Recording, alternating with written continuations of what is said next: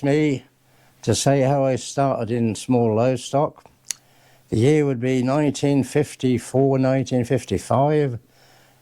At school, virtually all of my mates either kept bantams, pigeons, guinea pigs, rabbits, etc. My first love were Belgian ear rabbits, which I successfully showed for several years, and then later on in life became secretary of the Belgian Ear Club. Sadly today, as a breed, they've almost disappeared. At one time they were so popular. During the time of keeping the hares, I added Old English game bantams and a few rare breeds like Andalusians, red saddle Yokohamas and black-red bantam Yokohamas. And they continued for several years till I took more and more of an interest in the show life. I decided I would like to become an A-panel poultry judge, and I took the 8 tests, 8 years on the trot, and luckily for me, each year I passed, I became an A-panel poultry judge. Later in life, I think it was 2014, the Poultry Club awarded me life membership, which I have here, I'm very proud of. I have the same thing from the Royal Norfolk Association, which was my local show, which I was connected to for 71 years. I always smile. They issued a badge with a coat of Norfolk on it saying 45 years of service, and I actually done 71 years. However, the badge means quite a bit to me, and no longer, of course, because of the restrictions, have a show, so I haven't been there for 3 or 4 years, but that was a regular event for me. Judging poultry up and down the shows was very beneficial to me, from meeting people, and I still have contacts and Christmas cards yearly for people I met when I was still at school and showing. And they're still alive. Some of them in the Norwich area in particular, now in their 80s and 90s and more so. Along the way, I have lost several really, really good friends. Robin Elflet comes to mind. He was a school pal. We both had an interest in poultry, and we travelled all over the British Isles, the Isle of Man and various places judging poultry. Yeah, rare breeds I had round about the same time as the game, purely to ascertain the certificate for judging. And amongst them, as I say, I had Yokohamas in 2 or 3 colours, red saddle Yokohamas, Andalusian bantams, and of course met lots of people connected to rare breeds, and eventually managed up on the committee of the Rare Poultry Society. Over the last few years, we've lost Sheppey and Scrivener, and 2 or 3 of the main names all died quite suddenly, and they were famous in keeping the job going. And I must say, sadly, I have not had so much contact with the Rare Breed Society since, although I do keep an interest. I look daily online to see what's on there. I still receive phone calls from many, many people that I've met over the years connected with the job, and look forward to that. I have a collection of books, cards, prints and memorabilia connected with poultry, with pigeons, with cage and aviary birds, and even to a certain extent dogs. I started collecting those like cigarette cards when I was a kid at school, and still adding to it to this day.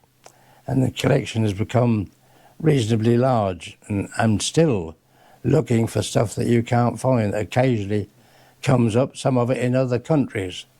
In fact, I've just had a book on pigeons from America, which has a Castle's book by Ludlow, the illustrations, that I wanted since a young man, and I've just secured that. I think I have most of the original manuscripts on poultry, but by sort of quite famous people who are long gone.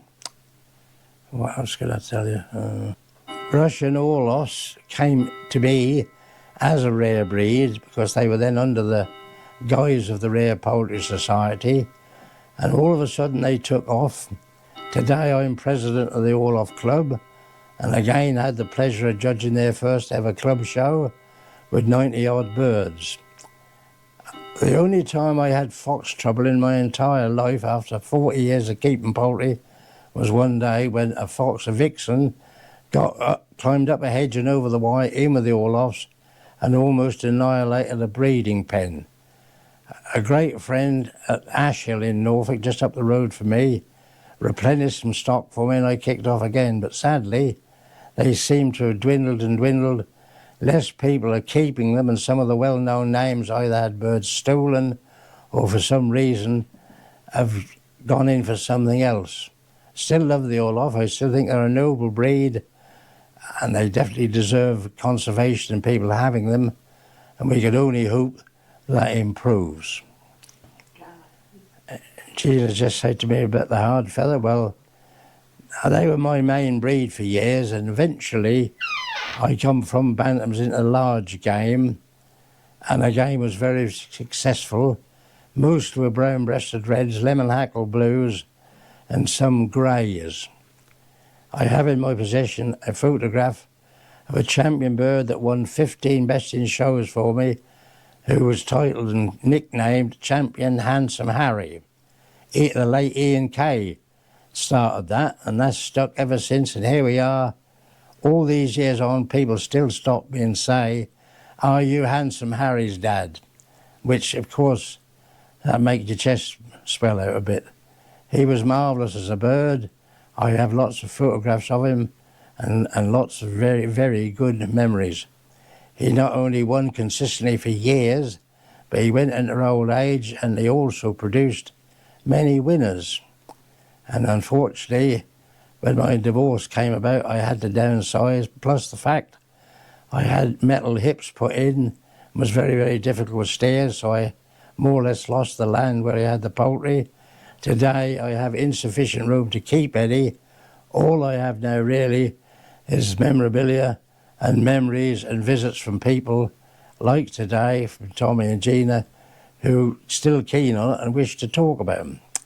So I do miss that aspect of it. Old English game, the large fowl, probably have been my favourite breed. They would have been, out of all that I kept, the last ones to have gone, and in fact were the last ones to have gone. So there that was.